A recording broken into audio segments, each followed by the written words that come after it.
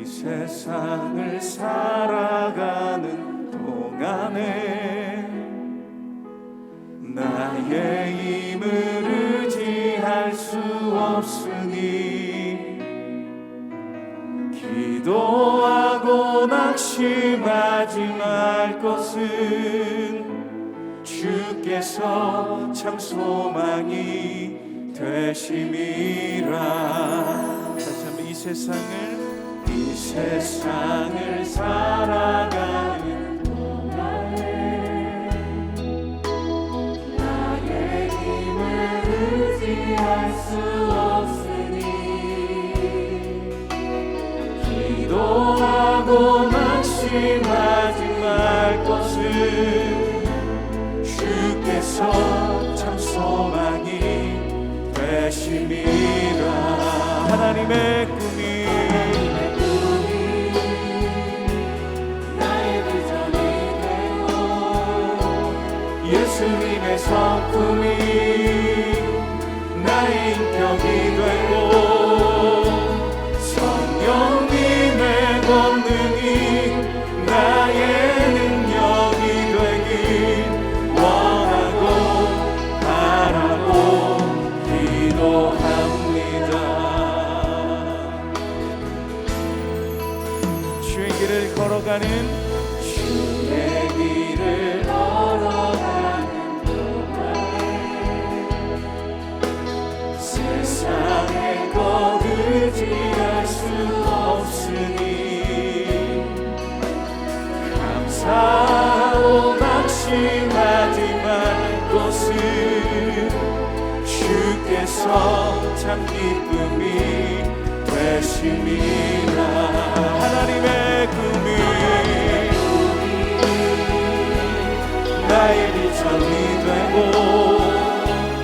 예수님의 성품이 나의 인격이 되고 성령님의 권능이 나의 능력이 되길 원하고 바라고 기도합니다. 하나님의 꿈이 나의 비전이 되고 예수님의 성품이 나의 인격이 되고 성령님의 권능이 나의 능력이 되길 원하고 바라고 기도합니다.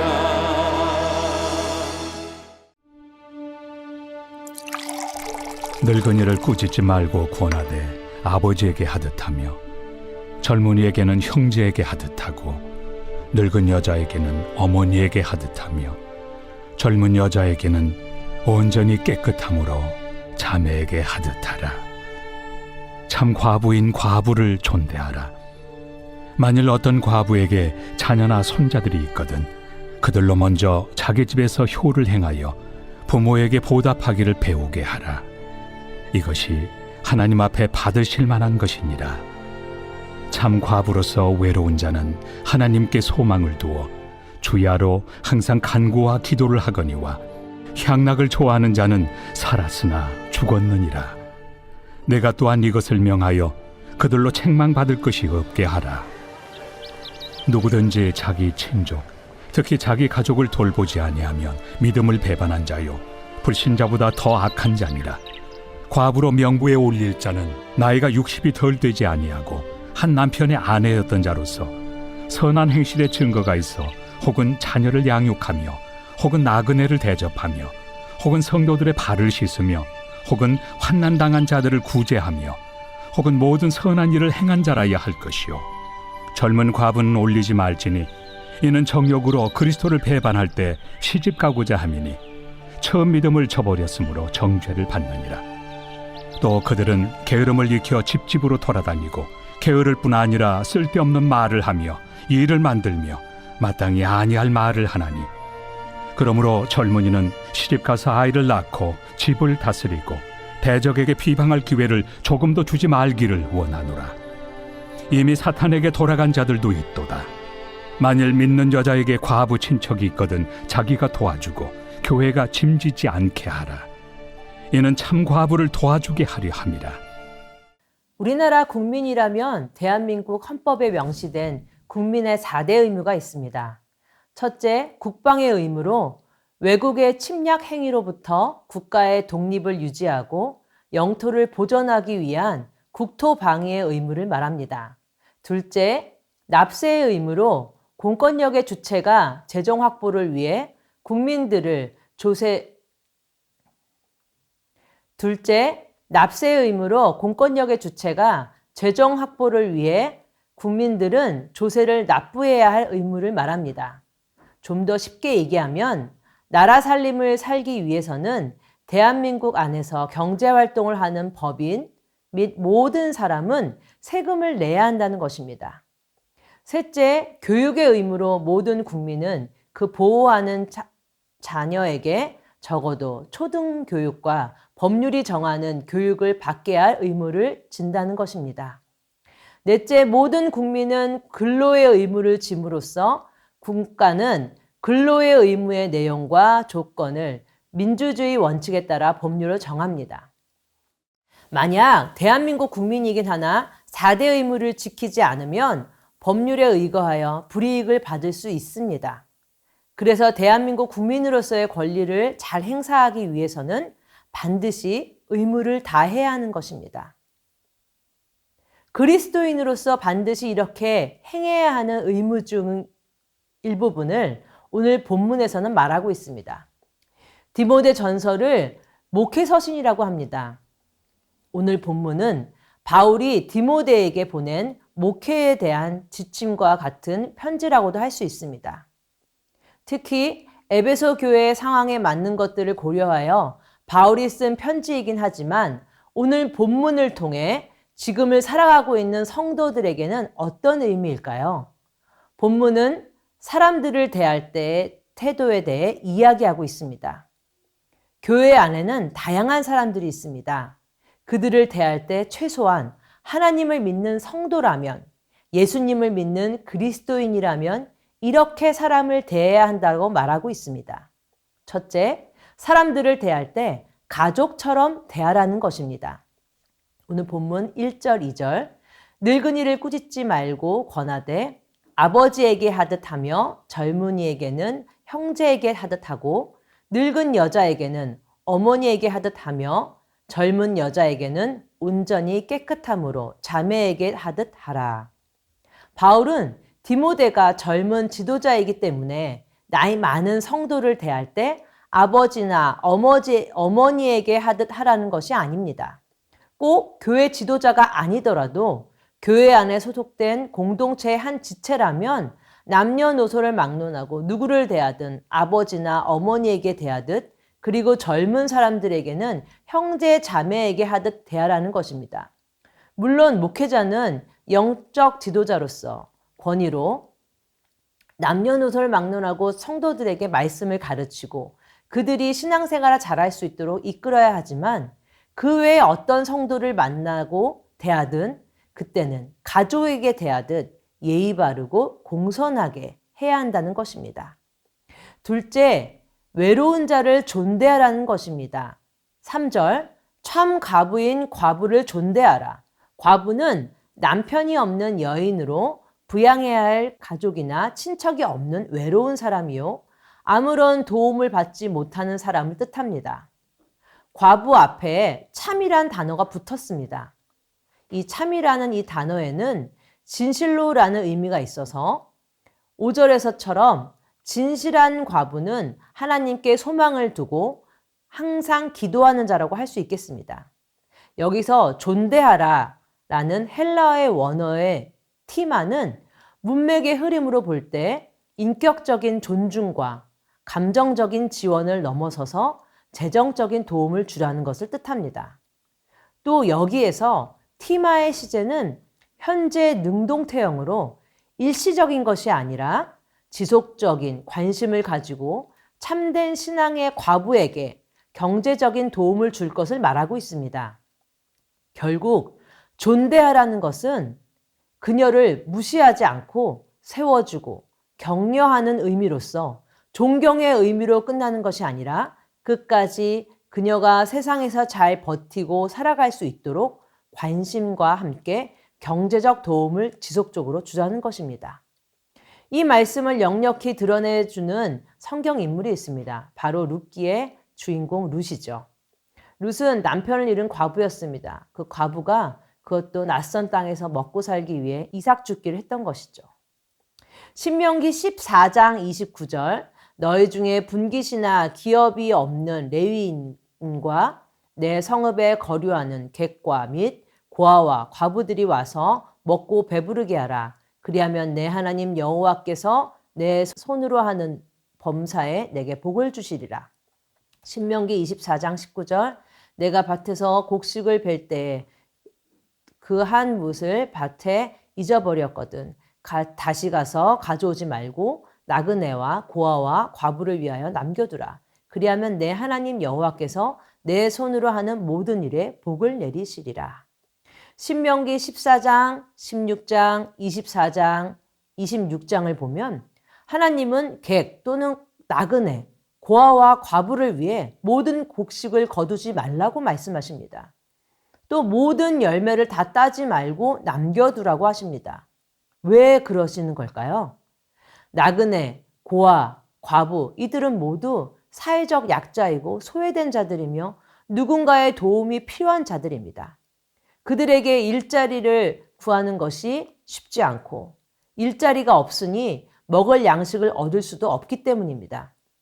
그래서 그들을 보호하기 위해서, 그들을 살리기 위해서 그들의 몫으로 먹을 것을 남겨두라는 것이었습니다. 우리 주변의 나그네는 누구인가요? 바로 외국인 근로자들입니다. 돈을 벌기 위해 가족을 두고 타국 생활을 하는 것이 얼마나 외롭겠습니까? 우리나라에도 1990년에서 70년대 독일로 광부와 간호사를 파견 보냈던 시절이 있었습니다.